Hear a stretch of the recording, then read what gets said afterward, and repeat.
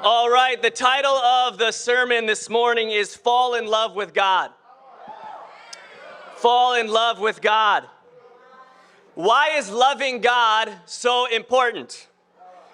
Why is it so important? Now, number one, we know that the greatest commandment in the Bible is to love God with all of your heart, all of your mind, all of your soul, and all of your strength. And the second commandment is like it, love your neighbor as yourself. Jesus says all of the commands flow from those two commandments. And so everything that we do as disciples, and therefore everything that we do in this life, should flow from a love for God. Should flow from a love for God. Now, I'm going to be using over and over again in this sermon the example of a marriage. Because when you get married, you understand that the marriage is supposed to be about love for your spouse. Love for your wife or love for your husband, right? Because if the marriage isn't driven by that love, then really it kind of defeats the purpose of the marriage. You guys with me right here? It's all about that love. Now, I find that concepts like love, let's say concepts like truth, justice, these are things that we have a conviction about. They're things that we just kind of know. I mean, you know what love means, right? You just kind of get it. You know what truth means. But these are abstract concepts that you don't really see. You don't have, an object called love that you can hold in your hand. There's no object called truth. But you understand what it is because there's nothing more real than these things, right? Love, the concept of love. Now, over the years, the world has tried to warp, and I would say Satan really, has tried to warp these concepts. And so a lot of times these concepts that we understand deep in our heart, deep in our soul, we get what these things mean, but the world tries to educate into us that maybe they're defined a different way. And so love, truth, justice, all these things sometimes are defined in the world's eyes by our emotions. What is love? Baby, don't hurt me. Don't hurt me no more. Dun, dun, dun, dun. What is love? I'm glad you guys know that reference right there. But the world says, well, what is love? I mean, if you were to watch the movies, love is like when you walk into the room and your eyes catch that other person's eyes. The butterflies. And all of a sudden, you're just meant to be. And that's just how love is defined. People believe that love, a lot of times, is where you find happiness. I think a lot of times when we're single, and I've been there, okay? I'm talking about myself here. When I was single, there were times that I believed that I would be happy when I got married. Because the world kind of educates us that way, right? Hold on, don't hate me yet. 1 second, hold on. I love my wife, hold on. I'm getting somewhere with this. But you know what I find is that when we believe that our happiness depends on marriage, what happens a lot of times is then we get married and we realize that even that doesn't make us happy. And the same people that are unhappy when they're not married are the people that are unhappy when they're married. Because that's not, love isn't defined by happiness. It honestly has nothing to do with happiness. Now, we can have a byproduct of joy from something like love. But it's not defined that way. The world defines it that way. It's emotional. But it's not really emotional in the Bible. We're going to be doing a little bit of a Bible study on how to love God. How to love God, because it is the greatest commandment, and it's not supposed to be something that you can't wrap your head around. There's a way that you can understand this command, and you can actually put it into action. And I want to convince you by the end of today's Bible study that love ultimately boils down to a choice. It's not a feeling that you get when you walk in a room or when you leave a room, or really a feeling at all. but it's a conviction that's going to flow from a relationship. Ultimately, a relationship with God. Okay, point number 1, let yourself be vulnerable. Let yourself be vulnerable. Go to 2 Corinthians chapter 11. 2 Corinthians chapter 6, verse 11. Let yourself be vulnerable. This is a good lesson to take notes on. 2 Corinthians 6, verse 11. Now, Paul's talking to the Corinthian church, and I think we're going to pull out a really cool principle here from the Bible. Verse 11, Paul says, we have spoken freely to you, Corinthians, and opened wide our hearts to you. We are not withholding our affection from you, but you are withholding yours from us. As a fair exchange, I speak as to my children, open wide your hearts also. Let yourself be vulnerable. You know, Paul, he was traveling around encouraging the churches, and when he went to Corinth, he found that the disciples in the Corinthian church were holding back their hearts. They were holding back their hearts, and Paul says, hey, look, we haven't held back our hearts from you, so we're begging you just like we would beg our family, our physical family, don't hold back your hearts from us. Now, I believe ultimately this starts in our relationship with God. How we treat one another is a reflection of our relationship with God. 1 John chapter 5. And so we have to understand that in our relationship with God, first, we make a decision. Nothing is going to allow, we're not going to allow anything to make our heart hold back from God. There's not going to be anything that causes us to be distanced from God. There's not going to be anything that causes us to only give part of our heart to God or part of our affection to God. But our relationship with God, we're going to give literally everything that we have to it. We are not going to withhold anything at all. Now, I believe children do this naturally.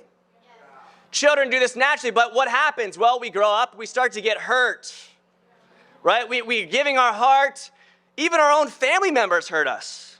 Maybe our parents hurt our feelings. Maybe our siblings hurt our feelings. Maybe some of our best friends start to hurt our feelings. Maybe we start to hurt other people's feelings. And we understand, hey, this is kind of a dangerous game right here. Giving our whole heart is difficult, challenging, risky. You kind of have to put yourself out there and you don't know what's going to happen. I believe this happens in our relationship with God as well, because sometimes what we do is we translate the things that hurt us in life into, oh, well, God must have did that to me. It was God's fault that that happened. Or why would God allow that to happen to me? And so we start to believe that giving our whole heart to God is just going to hurt us. We start to operate out of self-preservation. But you know, you can't be a Christian that operates out of self-preservation. Because one of the core commandments is to deny yourself. Deny yourself daily. In fact, the example that Christ himself gave us was the opposite of self-preservation. Jesus gave everything that he had, even to the point of death. In fact, he went to the cross knowingly. It wasn't even a surprise. So he decided to allow himself to be killed so that he could give his whole heart to us. If we have these past hurts and pains, the answer is not to withdraw from God. The answer is to fight to get closer to God. Because it's actually only God that can heal those things. Those scars that we carry, that baggage that we carry, the only way that we're going to get that healed is to get closer to God. Not to put up more walls, but to get rid of any walls that we have so that God can heal us. Go to John chapter 19. John chapter 19, verse 31. You know, I love Jesus' example, and I always love the communion sharing because it helps us to connect with Jesus' example. Jesus' example.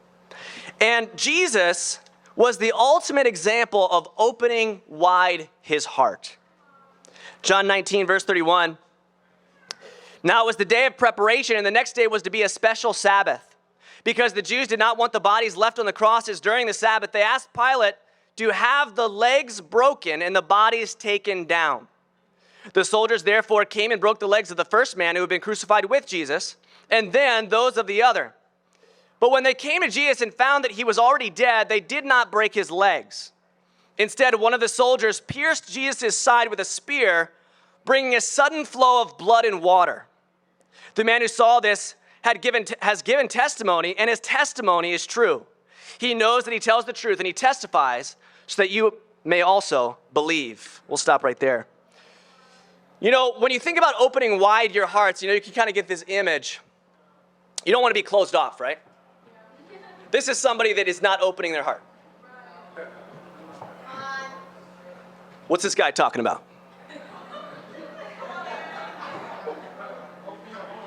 Jesus didn't treat people like that, right? This is Jesus on the cross. Completely naked. And he dies, he gives his last breath, and just to kind of drive the point home, just to illustrate to us this spiritual concept, because everything that God does, he illustrates it for us. He makes it very clear and obvious. It's not just a spiritual thing, but it shows itself in the physical world. So what happens? Jesus is dead on the cross, and the spear is driven through his heart. And from his heart pours out blood and water. Sprays out, just gushes out of his heart. And so Jesus literally poured out his heart. Not just spiritually, physically. Emptied it of all the blood and all of the water. Opened wide his heart. Jesus did this for us so that he could initiate the relationship. But it's up to us to respond to Jesus' initiation. I said I was going to use the example of marriage throughout the lesson because I think it's the best human example. Imagine you want to get married and the spouse comes down the aisle and they're saying, "Oh, I'm going to give all of my heart. I'm going to give everything to you." And then they look over to you to see what your response is going to be, and you're like, I don't know. You don't understand what I went through in my past. You can't have one person in a marriage. Both people have to give their heart. The first step to a relationship with God where you fall in love is you have to make the decision to be vulnerable and tear down those walls. I'll give you a practical here. Sometimes we operate very independently of our relationship with God and very independently of our relationship with the church. And I want to convince you that this independence that we erect between God and the church is a wall. It's a wall. And we've got to tear down that wall so that we can get closer to God. Because being a Christian is not a superficial religious thing. It's about having the best possible relationship you could ever have. You know what happens when two spouses operate independently of each other? Eventually they get a divorce. Because there's no relationship. We have to be dependent on God through our quiet times, and we have to cultivate that relationship with one another in the church. Because this is the family that God has given us. The challenge point number one I want you to consider is, do you have any walls? Do you have any walls? Is there anything that you're withholding in your heart? Because in order to fall in love with God, you have to deal with that. Point number two, own up to who you really are. Own up to who you really go. Go to Psalm 32. Point number two, own up to who you really are. Psalm 32, verse 1.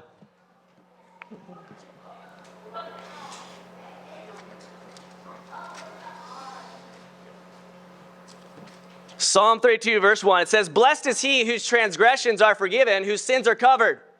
Blessed is the man whose sin the Lord does not count against him, and in whose spirit is no deceit. When I kept silent, my bones wasted away through my groaning all day long. For day and night your hand was heavy upon me. My strength was sapped as in the heat of summer. Then I acknowledged my sin to you and did not cover up my iniquity. I said, I will confess my transgressions to the Lord, and you forgave the guilt of my sin." We'll stop there. Point number two, own up to who you really are. The second thing about having a relationship where you're in love with the other person is that you have to be real about who you are. You know, in the church, when two disciples are dating and then they ultimately get engaged and then they get married, before they get married, they sit down and they have a very real conversation. And typically this happens in the context of premarital counseling, where we're preparing these disciples to live a life where they're actually going to honor the godly covenant of marriage. Not the way the world views it, but the way that God views it.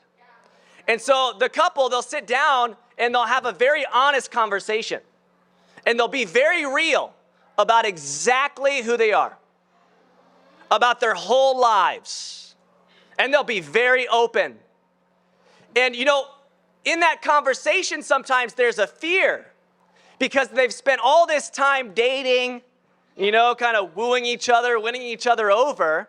But now right before the wedding, they're like, oh my gosh, well, I mean, if I tell them this, what if they're like, oh God, I take it all back. I don't know if I want to do that wedding anymore, you know? So it can be tough sometimes, depending on our past. There's a fear of rejection. I find most often the reason why people that I study the Bible with don't become disciples, one of the biggest reasons is because they don't want to be real about their sins.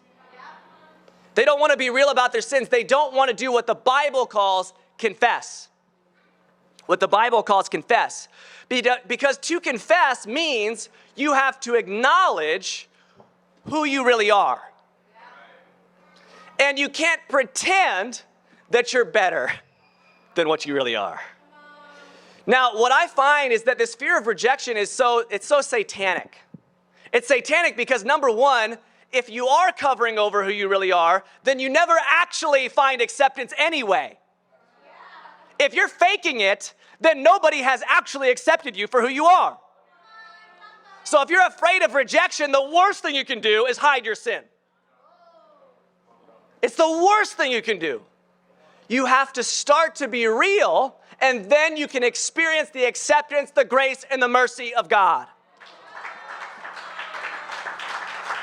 This happens in the church as well. We're so afraid sometimes of what we think of each other. Now, I'm like this too. I sometimes am afraid of what you think. Everybody has this inside. We all have this inside of us. It's called people pleasing. It's part of our sinful nature. We want everybody around us, especially people we care about, to hold us in high regard. But we don't find real acceptance in each other's lives, nor in our relationship with God, unless we are real. Yeah. Now, I also find, and this is one of the most amazing feelings that I've ever experienced as a Christian, is that when you get real and you share the most vulnerable, the most difficult sins that you've ever committed, the ones that you're sure people are going to judge you for, what you find is that, number one, God forgives you, and that, number two, everybody in the fellowship forgives you too. And now you start to experience freedom. Now you start to experience happiness and joy and relationship and commitment and all the awesome things that you receive in a relationship with God. Because that's grace. Grace is not hiding your sin and pretending to be something you're not. Grace is being real and people love you anyway. That's grace. And that's the great plan of God. You know, sometimes we have to reflect, are we being real? Are we confessing? Are we being honest? And confession is not supposed to be a downer. Confession is actually where the healing happens. Don't be afraid of confession. I am telling you, I promise you that being real about all those things that you're afraid to be real about is actually where you are going to find freedom and happiness. I promise you. I promise you. It is a guarantee. Because Satan doesn't have anything over you anymore. He has nothing over you anymore. You know, if you have a warrant out for your arrest, you probably don't want to drive your car. Because what happens if you get pulled over? You go to jail. But guess what? If you already know you're off the hook for that, you don't have to worry about anything. We have to confess our sins. We have to be real about who we are. Point number 3, value what God values. Value what God values. I'm giving you guys a recipe for falling in love with God. Go to Hebrews chapter 2. Hebrews 2, verse 17. For this reason, he had to he had to be made like his brothers, it's talking about Jesus, in every way, in order that he might become a merciful and faithful high priest in service to God, and that he might make atonement for the sins of the people. Because he himself suffered when he was tempted, he is able to help those who are being tempted. We'll stop there. You know, I love this passage about Jesus because basically what we're learning here from the Bible is that Jesus was made exactly like you, like us, in every conceivable way. God became a man so that he could walk in our shoes. Okay? God didn't have to do that. God became a man so that he could walk in your shoes. You could never accuse God of not being able to relate to what you experience. Now, people in other religions could make that accusation, but not Christians. Christians can't make that accusation because the unique belief of a Christian is that God came into the world and he walked in our shoes through Jesus Christ. And that means that every temptation, every bit of suffering, everything you could possibly imagine, any hardship, he felt it.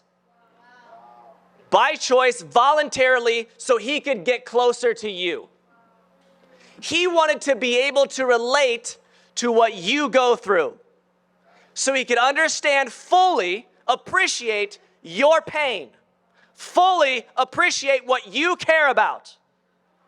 He entered your world, lived your experience, walked in your shoes. He did this so that he could invite you to then walk in his. He came down first, and now he says, follow me. Walk in my shoes so that you can learn what I care about. You can experience what I experience. You can feel the things that I feel and understand the things that I understand. Jesus wants to have an intimate relationship with you. Now, I want you to be careful of something because modern day Christianity has built a theology around a belief that you cannot follow Jesus. You can't. It's impossible. You can't really obey the Bible. Nobody can do it. Praise God for his mercy and grace. That is essentially, modern day Christianity. But what that does is that takes away the relationship with Christ. It takes it away. Imagine you get married and you tell your spouse, hey babe, this is what I like. This is what I am going to do. This is how I spend my time. These are my hobbies. These are the genres of music and movies that I'm going to listen to and watch. I'm not going to do any of the things that you like, but I expect you to do all the things that I like. What kind of marriage is that? You know what really happens? This is what happens in a real marriage, like a real marriage. Is you start to get to know your spouse and you find out that they like all the opposite things that you like. You like action movies and they like Korean dramas.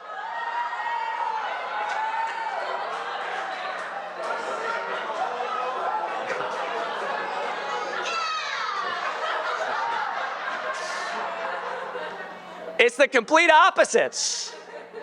You're a night person and they're a very early morning person.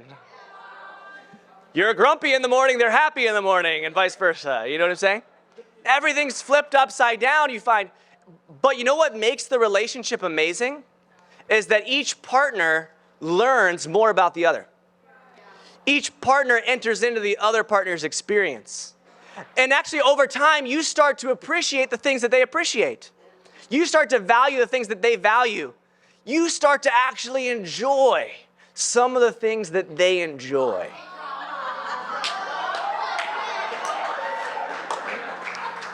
And all of a sudden, you fall deeper in love with each other. How can we expect to fall in love with God if we refuse to value the things that God values? How could we? You cannot say, I love God, but I expect God to appreciate all the things that I appreciate, and I'm not going to do anything to appreciate the things he does. We have to go out of our way to value what God values. Yeah, you can clap for that. So, my wife is Filipina, born and raised in the Philippines. I am, you wouldn't believe this, I'm American.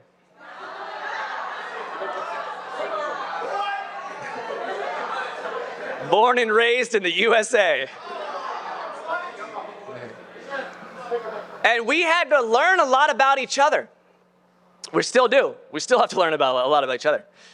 But we've learned so much. You know, one of the things that we did in our relationship that helped us, that our disciplers recommended and kind of forced upon us actually, is we watched a movie together called Dances with Wolves. Dances with Wolves. And literally, this is why we watched the movie. We watched it with the couple that was mentoring us at the time. It was because I was going to be going to the Philippines for the first time, and my discipler, my spiritual mentor, he wanted me to understand that I'm entering a totally different world, and it's not about me. I have to go there and make myself a part of Charmaine's world. And if I go there and I expect them to just understand me as the American boy and sort of change their way of doing things to meet mine, then I'm not going to be able to really have the relationship with Charmaine that I desire to have. And so it was literally a discipling for me. I had to go, okay, I'm going to go to the Philippines, and I have to try to be a Filipino. I have to start to value culturally the things that they value.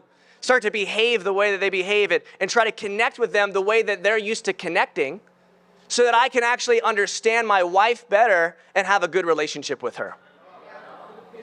And therefore, we watched Dances with Wolves.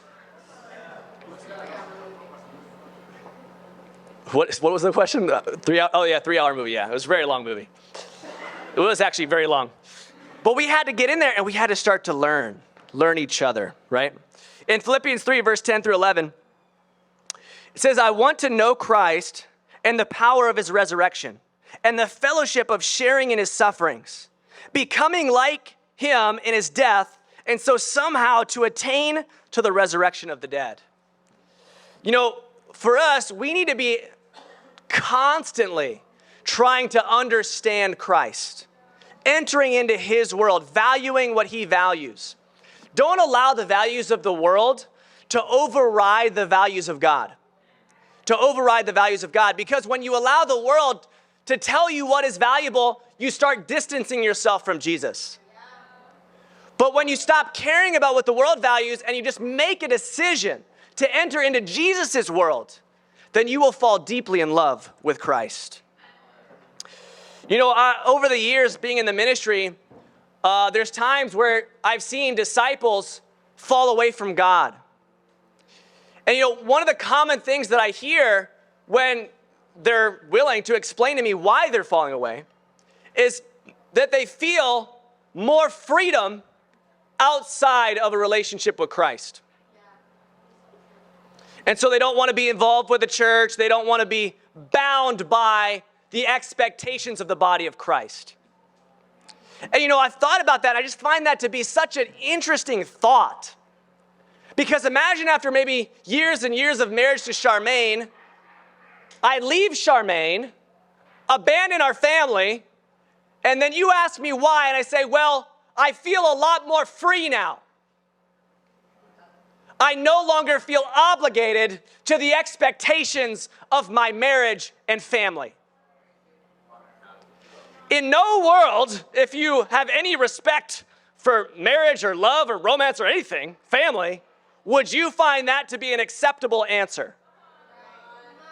But when it comes to God and the church, I think sometimes we're tempted to think that kind of makes sense. Wouldn't it be so much better if I could just live the way that I want to live? I don't want to have other people's expectations on me. I don't want to live where I have to be expected to do certain things. I'll tell you what, there's expectations in my marriage, and praise God for that. Because that's what actually makes our marriage incredible, is that there's expectations for it. You know, a relationship with Christ starts with self-denial. And you know, I think a marriage starts with self-denial too. A good marriage is going to start with self-denial.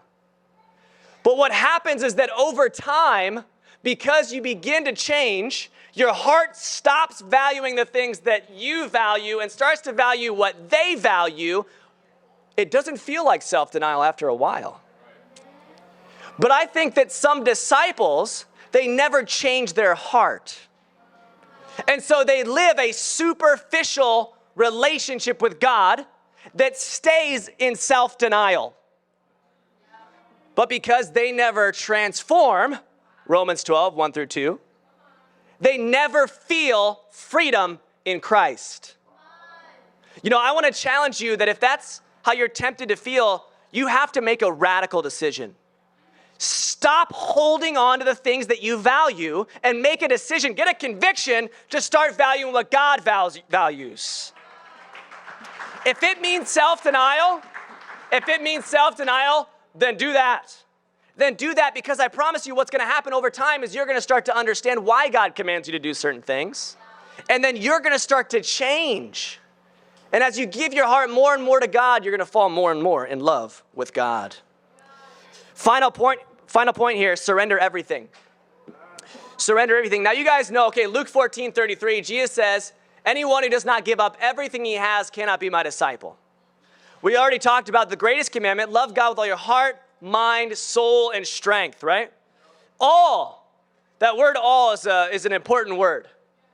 Everything, that's an important word. That means there's nothing that we can hold back from God. We have to give everything that we have. We have to surrender everything that we have to Him. You know, I find that in the world, people say things like, there's a thin line between love and hate. You guys ever heard that phrase before? There's a thin line between love and hate. You know, and I think that kind of gets into this worldly mindset of when you put all of yourself out there, it's not guaranteed that you're going to be treated the way that you want to be treated. And so a lot of times people end up bitter and alone. And they don't want to give their whole heart to anybody.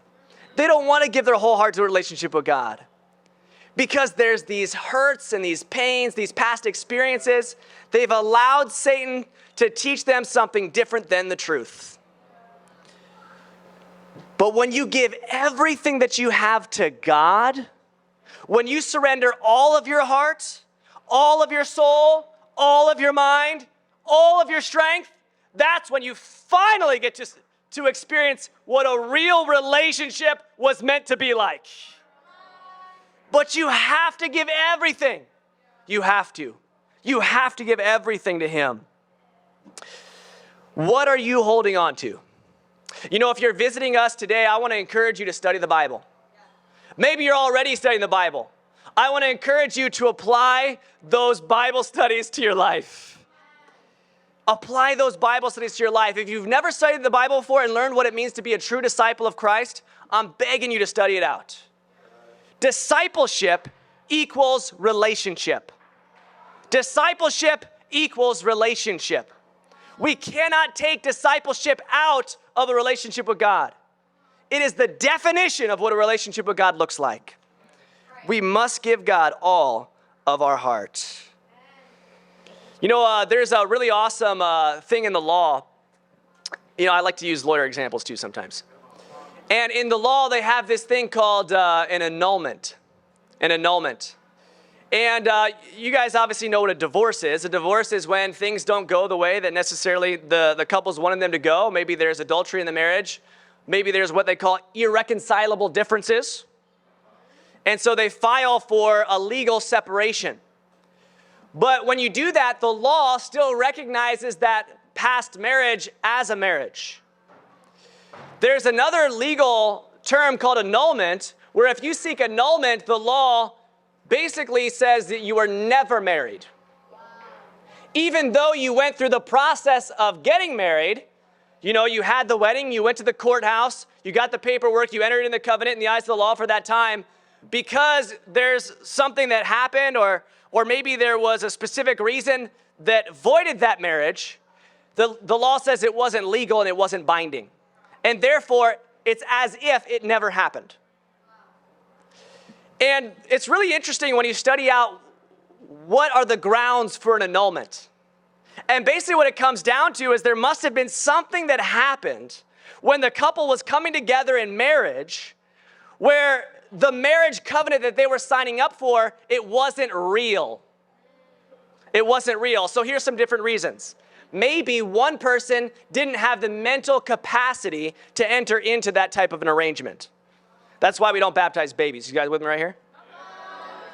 Because you actually have to make a conscious decision to enter into a real covenant. That's one reason in the eyes of the law to seek annulment. Another reason is fraud. Fraud. One of the people was holding themselves out to the other person to be someone that they weren't. Maybe like literally, maybe they said like, I'm John Smith, but really they're like, you know, Joe Smith. They're just a different person. Sometimes people lie to get married, and then the spouse finds out later that certain things that they said that get to the heart of the marriage weren't actually true. I'll give you an example, and these are things that the law describes as very important. For example, if you were to say that you want to have kids, and then you get married, and then after the marriage you tell your spouse that you lied, you never wanted to have kids, that could be grounds for an annulment. Because it gets at the heart of the marriage, the reason why you came together. And so I find sometimes people want to have a relationship with God, but they haven't actually made the covenant. They haven't actually made the covenant. And I don't want that to be any one of us. If God brought you here this morning, that's because he actually wants to have a relationship with you that's going to be sincere, that's going to be based off of your commitment, where you desire to have a long, eternal, lasting, intimate relationship with him, not just to be religious, not just to go through the motions, but to actually give all of your heart, right? To be vulnerable, to let down the walls, to value what God values, to give up everything that you have, to be real about who you are, so that when you enter into this relationship with God, it's going to be sincere and it's going to be committed and nothing can tear it apart. That's how you fall in love with God. You know, if you take the L from let yourself be vulnerable, the O from own up to who you really are, the V from value what God values, and the E from everything, it spells love. Boom. And so I want to give you a formula, right? Loving God is not a feeling. How many people are going to tell you they have an awesome relationship with God, or all you got to do is love God, or Christianity is about loving God, just love God, just love God. That's the greatest commandment, right? But how do you do it? Here's how you put it into action. Love is not a feeling. It's a commitment and it's a decision. And there are practical things that God asks us to do. And when you put these practices to application in your life, what happens? You fall deeply, deeply in love with God. Amen? To God be the glory.